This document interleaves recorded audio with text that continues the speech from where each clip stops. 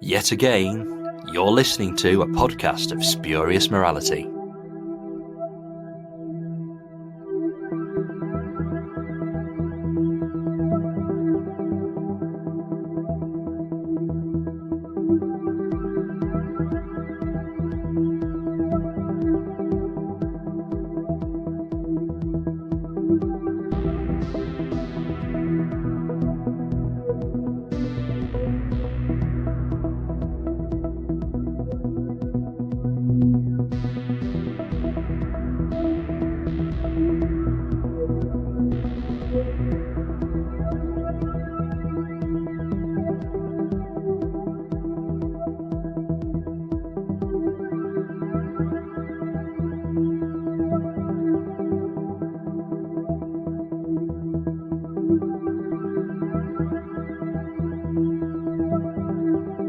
Hello and welcome to a podcast of spurious morality. It's the start of our second series. We're back. We've been away for a few months. We've recharged our podcast batteries. We've let Big Finish release loads of stuff for us to talk about. We've let the BBC drop actual Doctor Who 60th anniversary news to talk about. And now we're finally going to talk about it. I'm Johnstone. And with me to talk about all of this stuff is Connor. Hello, Connor. Hello, I'm glad to be back. I know we've actually made it to a second series. We've beaten Alan Partridge. We've got a second series. We've beaten Christopher Eccleston. Oh, shouldn't I say? I think you'll find we're going to be discussing some of Christopher Eccleston's. I know. I can't make that joke anymore. This episode. You used to be able to make that joke. You can't do that now. Yep, but we're not the Paul McGann of podcasts now. There you go. You can say it about Paul McGann. He didn't even get a series. He got a movie and 6 minutes. He's actually added a few another 2 minutes. He's added a couple of minutes on. I love it. We get like an extra couple of minutes a decade. We're doing well. Well, Paul McGann once said that he was the George Lazenby of Doctor Who. So thankfully, by coming back for a second series, we're not the George Lazenby of Doctor Who podcasts. So I'm quite happy with that. Spoiler warning, it's a bit of a difficult one to do. We're going to be talking about stuff that's been announced for the 60th anniversary of Doctor Who. So that's stuff that's coming up, and indeed Series 14 that'll be coming after that. We're going to talk about Big Finish. We haven't actually done a Big Finish review episode since January, so we're going to be talking about a few of our favourite releases since January. I hope we're not going to spoil anything else, but it's, the warning is there. It could be quite a spoilerific episode, this could. Spoiler warning, the complete history of time. Yes, and a little bit more as well. News while we were away. What would you say is the biggest bit of news we've had while we've been off air, Connor? It has to be Bonnie Langford. It does. It has to be actual national treasure Bonnie Langford coming back to Doctor Who. Melanie Bush is back. I'm so happy. I am genuinely so happy. Both Bonnie and Mel are a bundle of fun, and I really cannot wait to see her back on screen. It's really fitting, I think, that we had the first Russell T Davies era bringing back Sarah Jane Smith, and we're getting a similar sort of thing now with Mel coming back, where they've just picked this. I always feel very guilty because I sort of wrote Mel off as for a long time on that sort of received fan wisdom of the late 80s not being very good. But once I actually started to get into Big Finish and I listened to some of her stories, Mel is just so fun. She's just bubbly and bright and infectious. You do very quickly realise when listening to Big Finish that not only is Mel a great character, but Bonnie is fantastic. Bonnie Langford is absolutely brilliant and a real asset to the Whoniverse. And yeah, absolutely, she should be coming back. It's great. Absolutely, and I've seen some of the set pictures of her, of the episodes that she's going to be in. And it's just giving me so much excitement. I cannot wait to see how this plays out. Getting to see her with a new doctor, and the joy that it seems, the joy they seem to be having on set. Yes, absolutely. I have to admit that there is, and this is a very, very fanish thing, this is, but there's a question that I want answered, which is, how did Mel get back to Earth? Because even if you ignore Big Finish, she went off to travel with Glitz around space and try and keep him in order. If you don't ignore Big Finish, she's still travelling with the Seventh Doctor and Ace. So, I want to know how Mel gets back to Earth to be in Series 14. Yeah, they'll have to cover that. They'll have to. Or Big Finish could cover it by just giving us one last set of Seventh Doctor Mel and Ace stories just to round it off. We should do an episode on those sometime. That'd be an interesting one to do. What's the title for that one? Return to Pease Pottage? The Pease Pottage Adventures. I was trying to come up with something really witty there, but failed. Never mind. I don't think you can put witty and Pease Pottage together in the same sentence. No. Not without taking the peas. Yeah, no, I've not got anything. Let's move on. So yeah, that is a very, very exciting bit of news. Mel is coming back to Doctor Who, a character that's not been seen on screen since the late 80s. And there are rumours that she's going to have something to do with UNIT and all this kind of thing. So it's going to be really interesting to see how this all sort of pans out. I think since we last podcasted, we've got more information about the 60th as well. It's going to be 3 specials. We've got the names of those specials, and one of them looks like it's going to be a pretty accurate recreation of the Star Beast.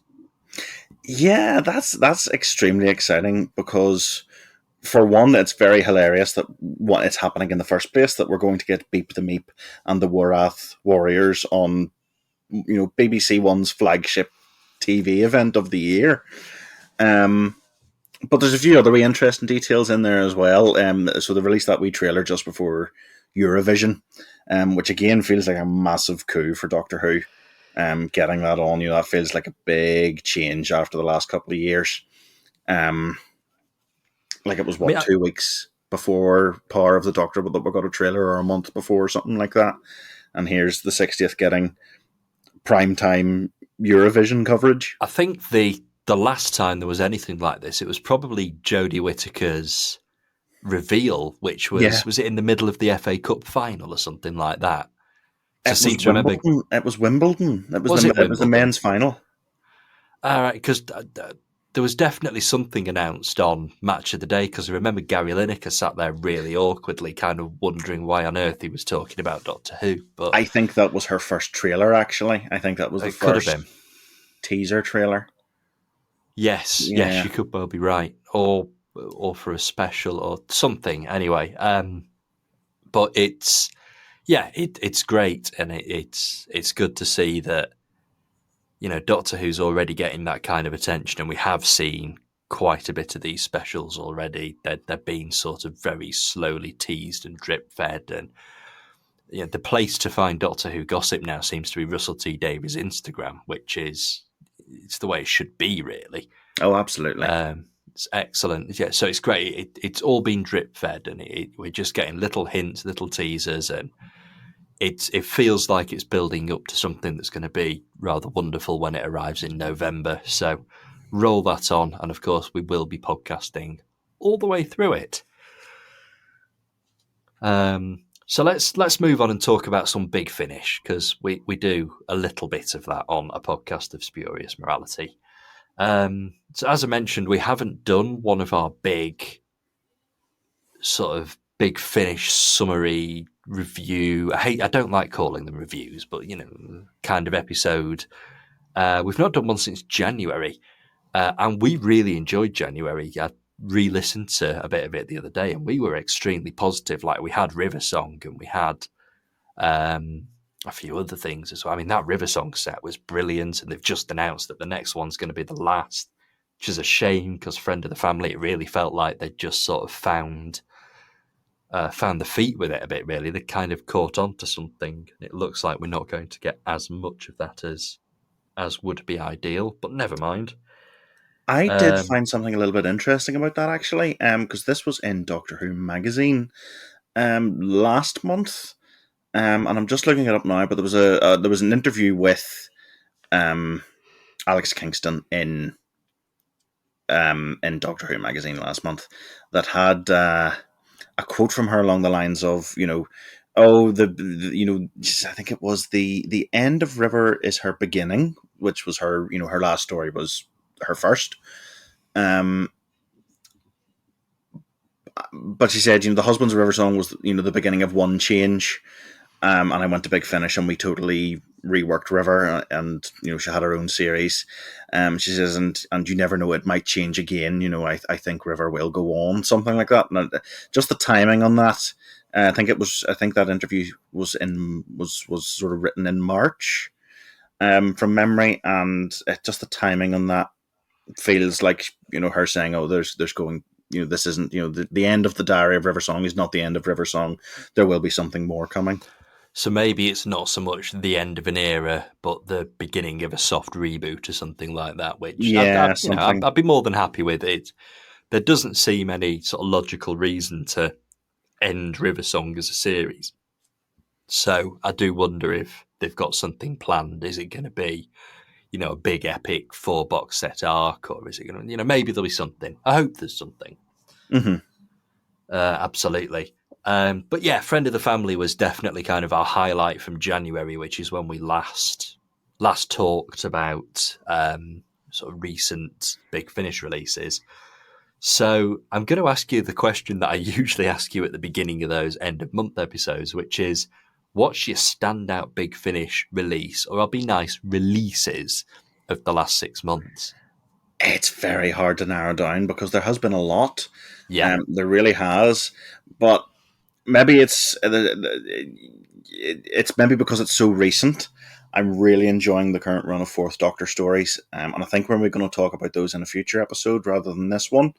But I think it's fair. I haven't quite finished yet. I have done up to the end of the Weeping Angel story in that run.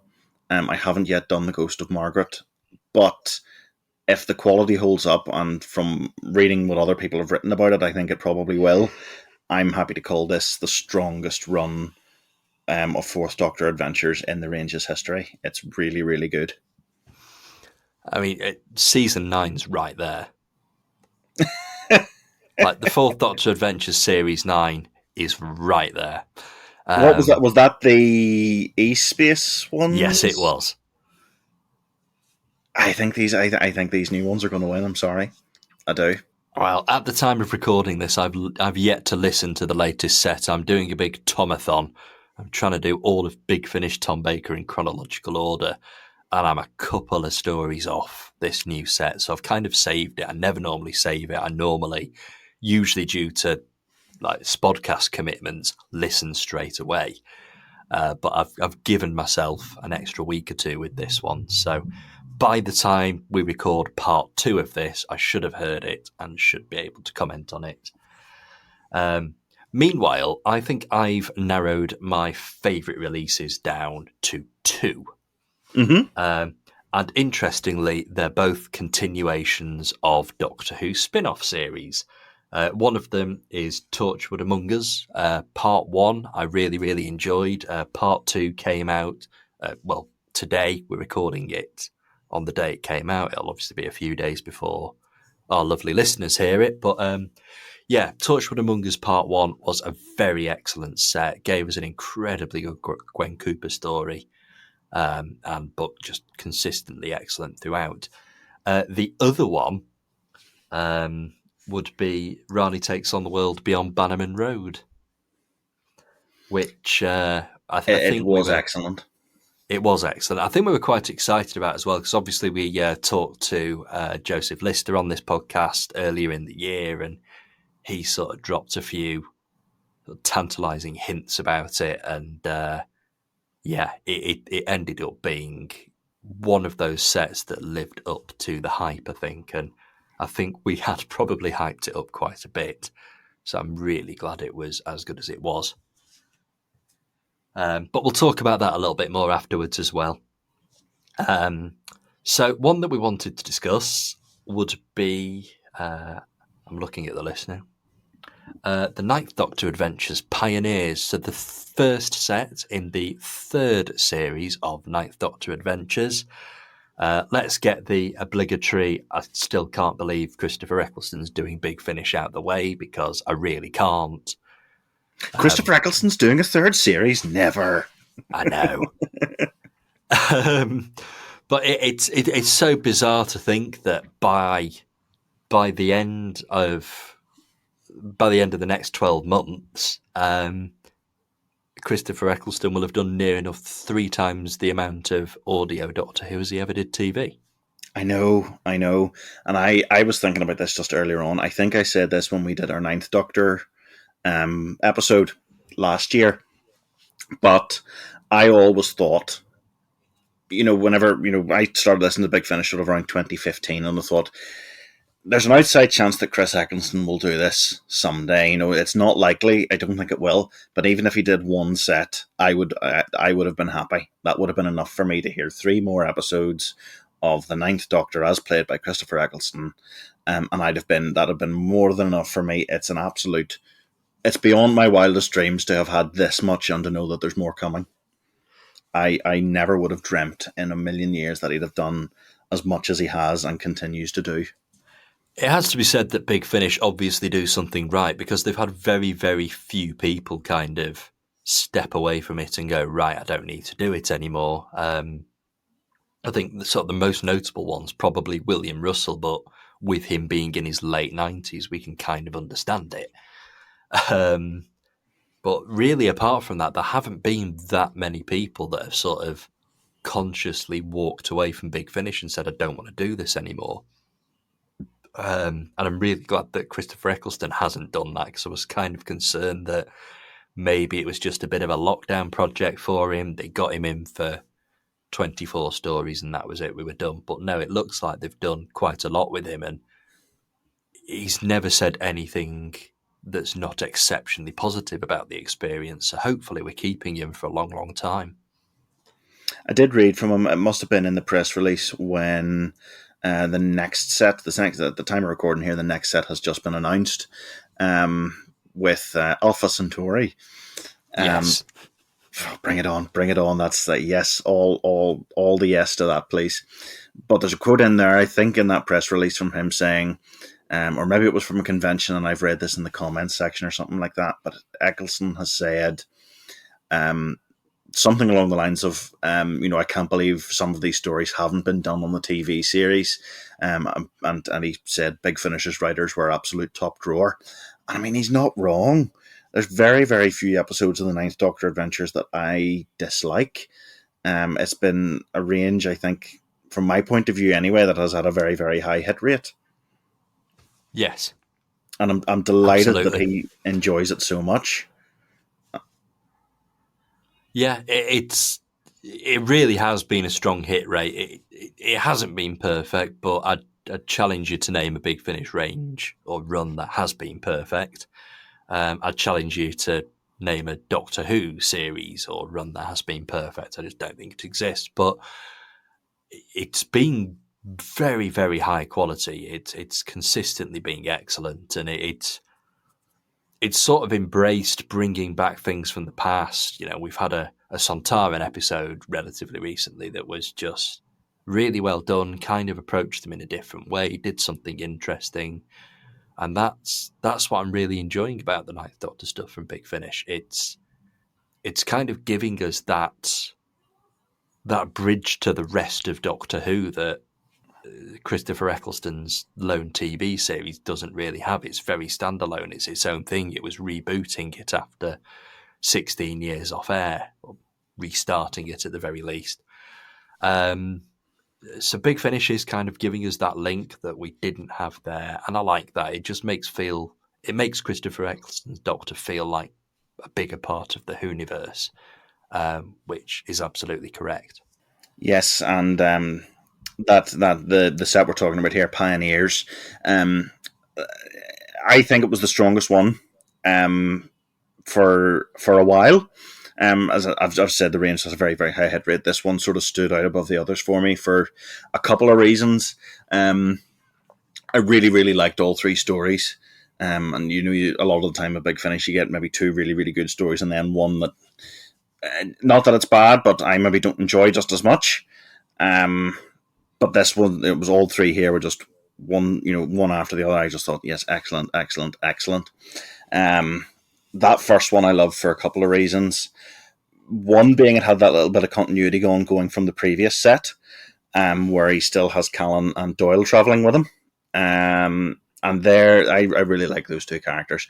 I'm a little bit disappointed that they didn't continue on, but I have half a mind maybe that they'll take on not a companion role, but more of a recurring characters role. That the range maybe starts building up its supporting cast a little bit, and I'm hoping we'll get to see Callan and Doyle back again at some form or at some stage in the future. The other thing being the other thing with this one was it's a sequel to The Green Death. Now I know that happens quite a lot. But I getting a sequel to The Green Death with the Ninth Doctor, if I could go back in time and show that to my 7 or 8 year old self, would have lost his mind, because I've never been able to pin down exactly which it was, but either The Green Death or Day of the Daleks was my first classic Doctor Who. We saw it around about the time of Series 1, Series 2 of the new series going out. So getting a Ninth Doctor story that follows on from The Green Death, that has Boss and the maggots, really, really appeals to my, to my 2005, 2006 self, who's still in here somewhere. Yeah, it was the right way to do a sequel as well, or it kind of brought back the villain, brought back the monsters, and didn't just retread the same old ground. We could very easily have gone, oh, look, they're dumping waste in a mine and it's the maggots again. But this was something different. It was a totally different setting and kind of a logical next step for Boss. I kind of like how they worked that in. And it was a thoroughly enjoyable story. Like I say, just sort of the ideal kind of sequel that I'd like to see. Because it managed to be something very different, but have those familiar elements in. I also thoroughly enjoyed the third story in that set, The Beautiful Game, which was kind of about how league football came about, and it kind of it features. In some ways, it's quite it's a historical story. It's almost a celebrity historical, but it doesn't quite do that, and it does have some more sci-fi elements than your average celebrity historical, maybe. But it was a very, very enjoyable story, and it sort of highlighted an awful lot about inequality in society and attitudes at that time that perhaps in some ways still need challenging now. And it was just something. There was a lot there to enjoy, and it was a really sort of well thought out story. And actually, of every Doctor, the Ninth Doctor is the one I can see falling in love with football and going to a football match and that kind of thing. So I thought it's one of those stories that works best because it has the Doctor it has in it. There's something in this story that, or something in the way Eccleston plays the Doctor generally, but it's really, really evident in this story. His Doctor looks like, sort of, he looks like a bit of a hard man, the whole leather jacket and close cropped hair. He looks, I always thought he looked a little bit scary, but the way Eccleston plays him is he's underneath that sort of hard-looking exterior. He's a total nerd. He just gets excited with, those traditional doctory things, the beauty of the universe, but it's the wee specific things as well. And in this one, you get, he sort of focuses in, he's a total nerd about football. And part of that's maybe Eccleston, Christopher Eccleston's, own interests coming through. I just really like the way it's done. He's really, really, it's a lot of fun to hear him like that. The writing in this one's really snappy as well. I remember it feeling really, I've only heard it the once on release, but It's I remember it just zipping along really, really neatly and concisely. Uh, just the way the whole thing flowed, I thought I really liked. That was really well done. Um, so yeah, that was a strong one. And again, there's a little bit of a personal thing in it because we have the manager of Preston North End, and my dad is a total. My dad's a really lifelong Manchester City fan. But when they mess up and they annoy him a bit, he decides to change allegiances, and his chosen team in those cases was always Preston North End. So I was able to come away and show him, look at this one, it's got the manager of Preston North End in it. So I'm aware that's not something you should normally review a story on the basis of, but that's the reasons I'm going with. I mean, I'm a Man United fan, and you've just ruined the episode for me. Listeners, it's been lovely speaking to you all. You'll never hear from me on this show again. For those of you that still remain, we're now a football podcast. No, we're not. Look, it's a story about a Manchester City fan getting annoyed at Manchester City. Is this not right up your street as a United fan? Yes, it is. Anyway, we'll move on from the football, and we'll move on from the Ninth Doctor, although not because we want to escape the subject of the Ninth Doctor, obviously.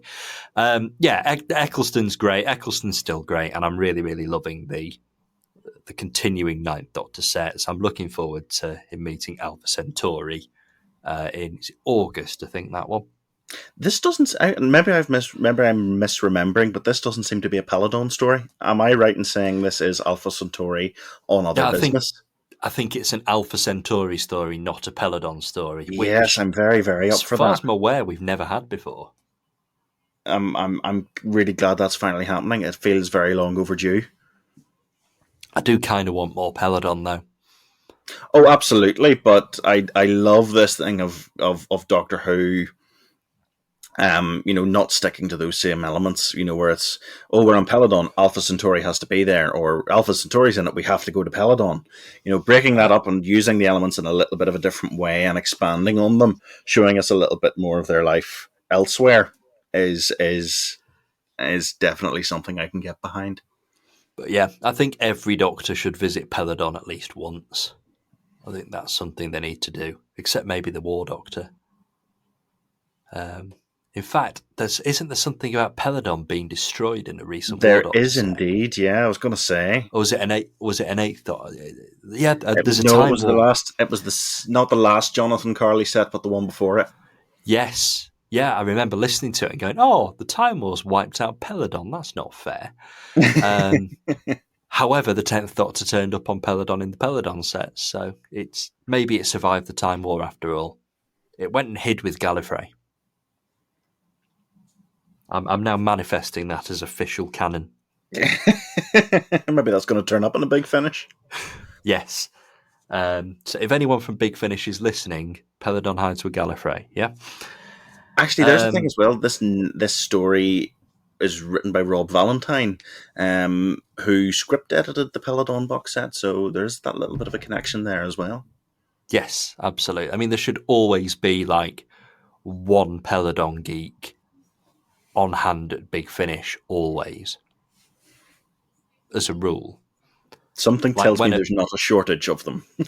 No, but when they're interviewing a new script editor, where do you stand on the Peladon stories? It should be the first question.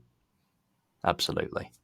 I can go into the real realms of nerdiness as far as Peladon goes, because later in the year there's going to be some Doctor Who Magic the Gathering cards, and they've revealed some of them already, and one of them, worth saying as well, some of the art on these cards is absolutely gorgeous, but one of them is the TARDIS on the side of Mount Mageshra on Peladon, and it's very, very pretty. Oh, excellent. So you see, Peladon is just seeping its way into the collective wider world consciousness again, which means that I reckon the next Doctor and Mel should go to Peladon. And Mel's been there before with Big Finish, so it should be a return journey to Peladon for Mel. And we have wittered on about Peladon for long enough now. We can get the mythical Peladon Brexit story at last. It should happen. It absolutely should happen. 100%. Anyway, moving on. So moving away from Doctor Who slightly, actually, because Big Finish brought back Dark Season. And I remember I was recording, I think it might have been a season by season episode of this podcast when the news was announced that they were bringing back Dark Season. They had the majority of the original cast, including Kate Winslet. And we released it as a bonus episode, like our reaction to it, just instantly then. We released as a bonus episode. I was very excited about this. I thought it was sort of a really interesting thing for Big Finish to do. And of course, Russell T Davies actually wrote an episode. We've now had that set. That set exists. I took my time listening to it, actually. I kind of really savoured it and enjoyed it. And it was a long set. It was four parters, wasn't it? Three-part. They were all three-parters. Three-parters, sorry. Four three-parters. It was essentially the equivalent of series 2 and 3 of Dark Season. And I think it worked really well. I have to admit, I went into it expecting Kate Winslet to basically be a little bit of a cameo. Maybe she did them 5 or 6 lines down the phone on a Tuesday afternoon when she didn't have anything else on. But no, she plays quite a significant part. She's actually in it more than any of the other original cast members. Yes. But I quite like the fact that they sort of saved Marcy for right till the end.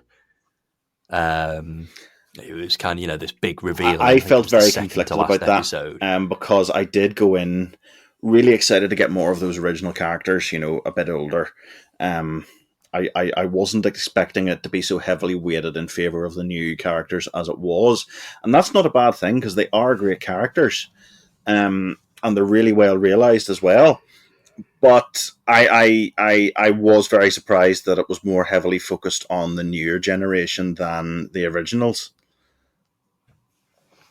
Yeah, I didn't really know what to expect from it, but at the same time, if you're going into this, you should introduce a new generation of characters, and we'd have felt shortchanged if those characters weren't as well established as they were. And it's also wide open for more. There's a new team. The old team are kind of firmly re-established. It's exceptionally heavily implied that Marcy now works for UNIT. Like there were 2 or 3 lines in it that just kind of dragged the whole thing into the Whoniverse. It was Marcy used UNIT call signs, didn't she, while she was bringing in her specialist team. It was very much a case of, you can imagine, you we as listeners and as Doctor Who fans are clearly meant to imagine, the UNIT uniforms and the UNIT vans and the logo on the side, but they never ever mention it. I actually don't think this. Again, this is getting very, very particular. But I don't think a BBC logo appears anywhere on this set, so it must be completely owned by Russell. I don't think there's any mention of this being a BBC property here at all. So there's probably something that they couldn't mention UNIT, they couldn't make it explicit. But I wouldn't be terribly surprised if Marcy turned up in a UNIT set or a Doctor Who story at some point. That would be fantastic. Brave New, put her in Brave New, put Marcy in Brave New World. Yes, why not? Well, I think that I think Russell T Davies has said that he wrote a character that was meant to be Marcy into Damaged Goods. So actually, maybe Marcy's in UNIT isn't the big bit of news that the new Dark Season set suggests it is. And maybe it's been well established for nearly 30 years now. But either way, obviously, it was a nice little nod. It was a great little bit, and just one part of an absolutely brilliant set. I really did enjoy it. Like I say, there was a lot to listen to. It was a long set. It was a lot longer than I was expecting. There was a lot more to it than I was expecting. But it did prove to be a great release, and I do hope that it's not a one-off. I do hope Big Finish do more. because they seem to have established a nice team now, and now they've done that. Maybe they don't have to have every member of the new team in every episode. They could kind of go down the Torchwood route and experiment with team ups, and they've got a big cast of characters to draw from, and maybe that will be the way they approach it moving forward. Yeah, I did get a lot out of the set. I think you can definitely tell Big Finish pulled out all of the stops on this one. You look at the cast, you look at the lineup of writers involved, and you instantly know you're in for something quality. But I really liked it a lot. I like that it sort of builds up to, because it starts off and it's more of a successor to the original series than it is a sequel. But you do build up and get little mentions here and there of someone helping the villains, and it's obviously Mr. Eldritch. You get that he sort of turns up at the end of the third serial, and to lead into the finale, and it's like, oh yes, at last this amazing villain has returned. And then you get that fourth episode, which is just a straight up sequel to the original series, with the two generations interacting, and Mr. Eldritch. I think Mr. Eldritch is a brilliant villain. He's really well played. Taking a lot from the Master, I think it's fair to say. Even in the TV series, I think it's fair to say Mr. Eldritch lifts an absolute ton and is copying the Master's homework very closely. But he's really good, and I think it's Grant Parsons plays him. I think is the name of the actor. Yes. He slips right back into that role. It's like he's never been away. A lot of Big Finish. A lot of time you're listening to Big Finish, not someone's first appearance, it takes them a little bit of time to get into it. He just got straight back into that role. And I could imagine Mr. Eldritch perfectly. It just got that, the whole... I was just able to picture him straight away from that performance, which is absolutely what you want. So I could be wrong, but I don't think he's entirely stuck with acting since the early 90s either. He hasn't. I listened through the behind the scenes in full, and he said this is the first time he's acted in a long time. And it was absolutely pitch perfect. It was brilliant. Yeah, and as I say, those behind the scenes are definitely worth a listen as well.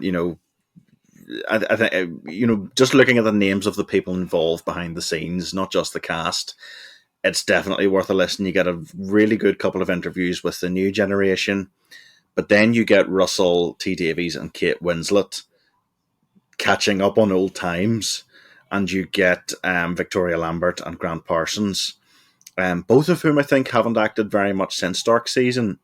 You get them sort of reminiscing about the old days and talking about what it's like to be back.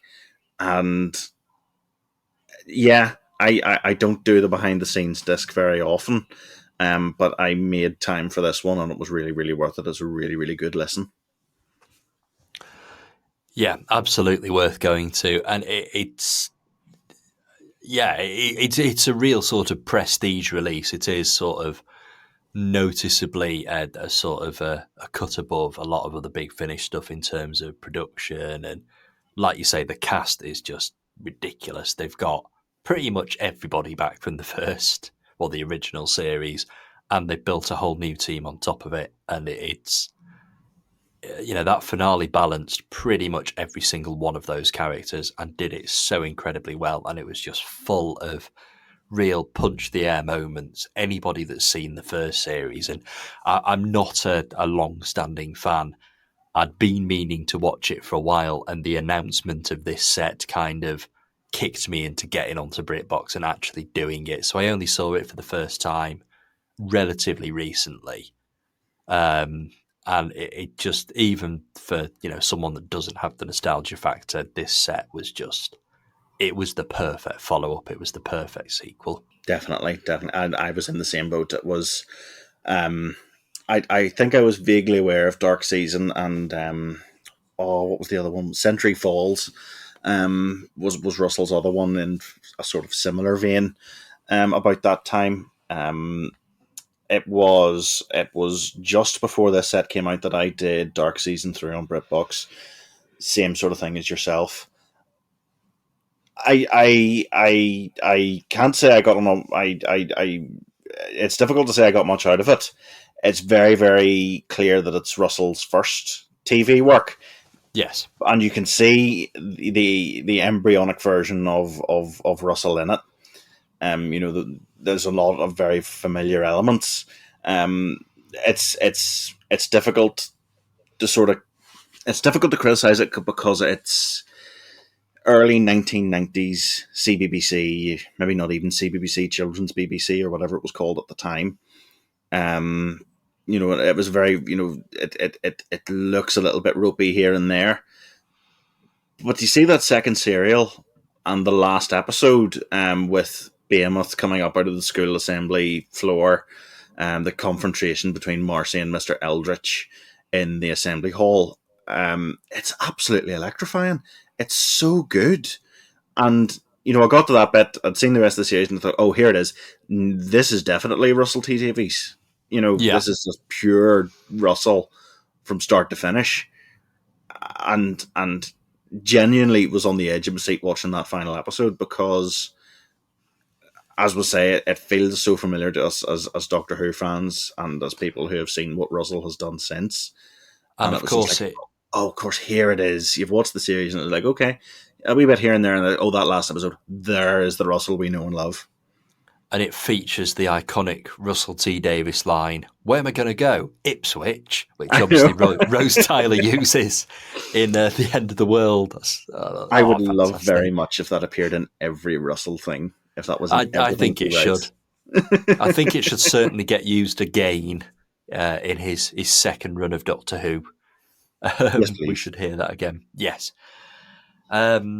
But yeah, no, it was truly a sort of really, really great thing to have. Something I really enjoyed listening to it, and I'm going to go back to it in the not too distant future. I think I'll probably watch the series and then go straight on to the sequel set. And like I say, hopefully there's more. There's definitely room for more. We have got this newly established team, and I think that Big Finish would be daft if they weren't going to follow up on it somehow. So, moving on, the last thing we're going to discuss today, obviously we're going to do another episode kind of catching up on things that happened while we were away. But the last one we're going to talk about today is, as I mentioned before, Beyond Bannerman Road, Ronnie Takes on the World, which is sort of a very, very long awaited and very much anticipated, and, it was perhaps something that we thought would never happen or didn't know how it would happen. But it finally has happened. It's basically a sequel to the Sarah Jane Adventures. Rani is now the lead character, and we're very much sort of picking up 10, 15 years later. And these characters that were obviously school kids in Sarah Jane Adventures are now adults. And Sarah Jane is gone, which is something I think was handled absolutely wonderfully. I think they got that right straight away.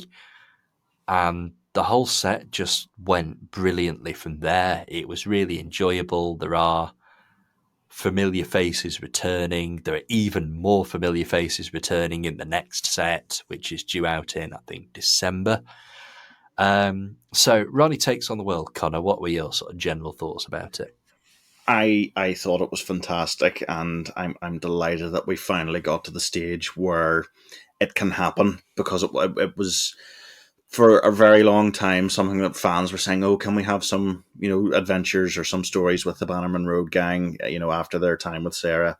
And a lot of the people involved said, no, it's not going to happen, we don't want to do it without Elizabeth Sladen, which is entirely understandable, and I had accepted. So when this got announced, I was over the moon. To just jump back in time very quickly, I think it's fair to say that the Sarah Jane Adventures was just as much of an institution as Doctor Who was at the time. I have friends who were Sarah Jane Adventures fans who didn't watch Doctor Who or got into Doctor Who through Sarah Jane. So it's an absolute joy to have these characters back again, and to have it be so closely linked and so closely in the spirit of the Sarah Jane Adventures.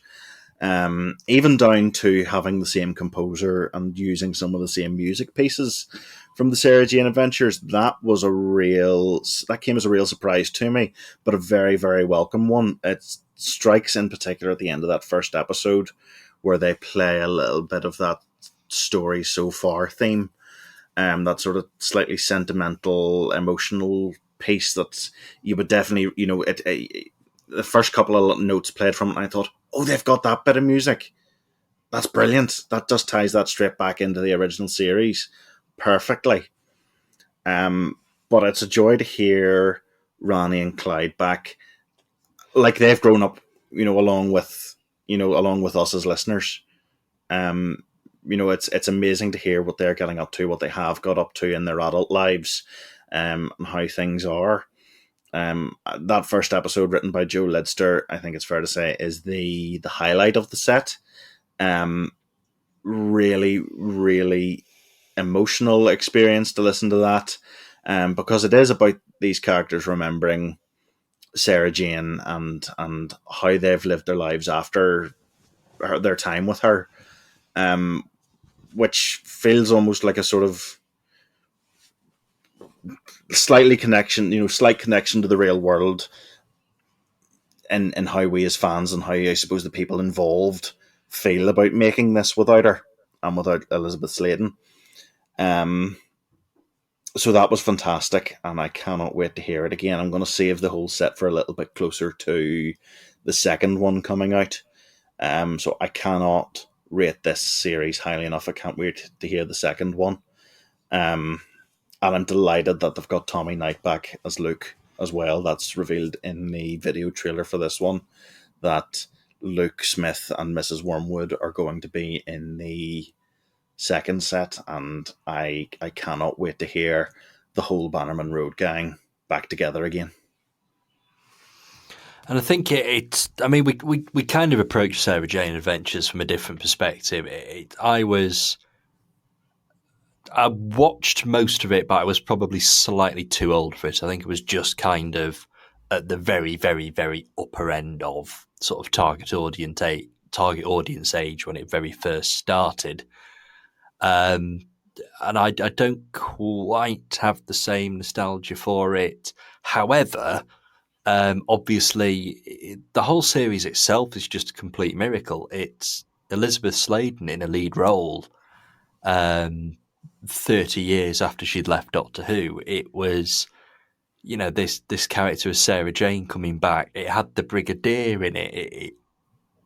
It was utterly bonkers that it even happened and that it was ever successful. And I think that it was, when Joseph Lidster joined us on this podcast, we were sort of talking to him about how it didn't talk down to its viewers. It didn't patronize its viewers. It sort of accepted, well, kids do go through things in life and they do understand concepts that are considered to be, higher than them. And this series wasn't patronizing at all.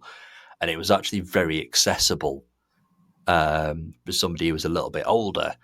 So the whole series itself was just fantastic. And it's great that, we've now got this adult version of it. Well, not adult version, it's not Torchwood adult, but the characters are grown up adult to me.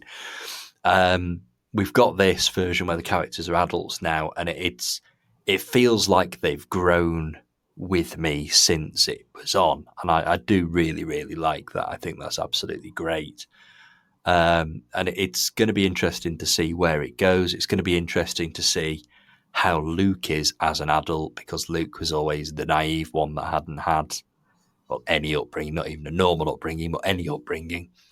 So it's going to be really nice to see what the dynamic is between the three of them now. But I think that the first set, just utterly brilliant. It was exactly what I wanted from those characters, exactly where they were all exactly where I wanted them to be. And all three stories were just excellent, really, really high quality stuff.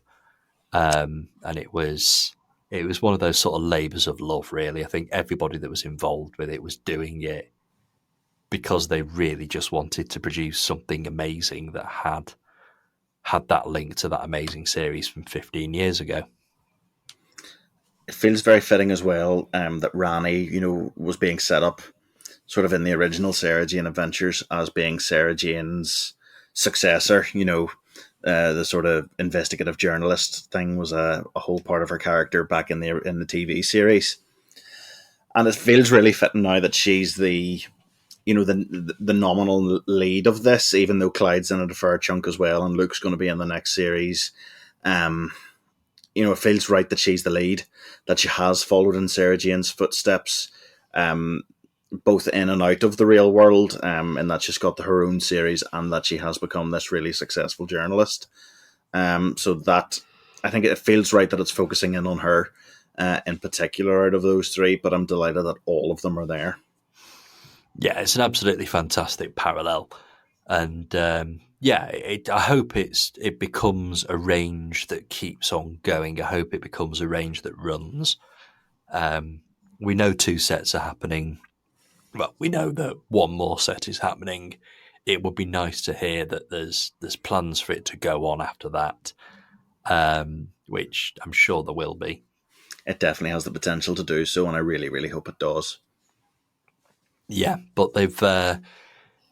it was always something that had to be done very sensitively, and they've absolutely got it right. Just everything. They've got the tone right. They've got the way they've handled Sarah Jane not being around anymore right. They've got where the characters are now right. It's just, it is perfect. And as I said before, it's kind of one of the highlight releases of the last few months.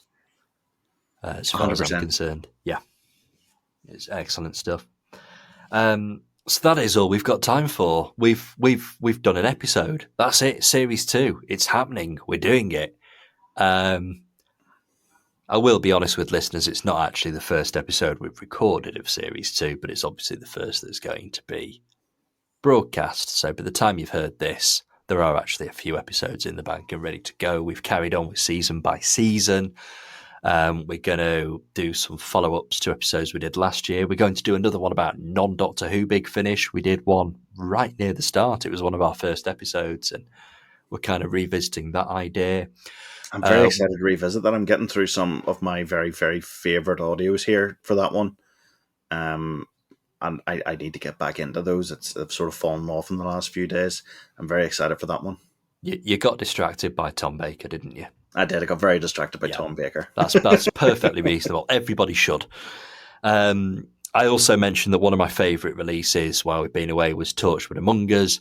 We are going to do a whole episode dedicated to the Torchwood Among Us series when it concludes in, within the next month. So we've got an awful lot to talk about, and it's all quite exciting, and I'm looking forward to just carrying on talking about Doctor Who for a bit. So for now, we'll say goodbye. But like I say, we'll be back for plenty more. So big thank you and goodbye to Connor for joining me for the scary first episode back after a bit of a break. Oh, not at all. It's been wonderful. Thank you all very much for listening. We're very, very glad to be back. Yeah, and it's good to have everyone listening back as well.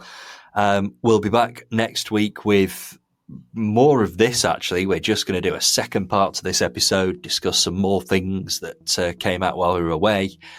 I'm particularly looking forward to talking about Purity Unleashed, because obviously we had Jacqueline Rayner on for a special episode in between series, kind of discussing that. So it'll be good to kind of look at what happened next, as it were. So we're going to talk about that. We'll talk about the Fourth Doctor, and I'm sure we'll find some other things to chat about too. But in the meantime, goodbye and thank you for listening.